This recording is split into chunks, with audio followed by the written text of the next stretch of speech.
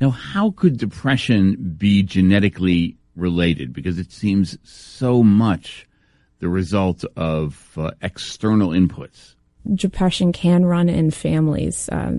Because it's heritable, we would expect to see in studies that there is a genetic component, but surprisingly, to date, we haven't been able to identify those genetic predispositions until actually our study came along. And by accessing such a huge population within the 23andMe research database, we were able to identify 15 different points in the human genome that associate with risk for major depressive disorder. Now, on the one hand, that's a great development, but on the other hand, in genetic sort of molecular nomenclature, you're still looking at a territory the size of Texas, right? Yes, it's huge. Yeah.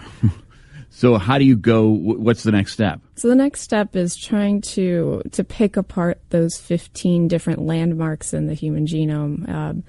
They don't tell us specifically how the disease is caused. We really have to kind of dig into that research now. So the data points to these landmarks. It says, look over here. There's something going on in this space.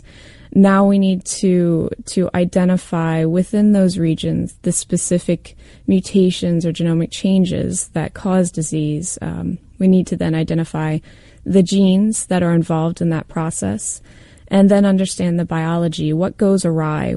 How do these genes and these genomic changes alter the gene function and cause problems with the downstream biology?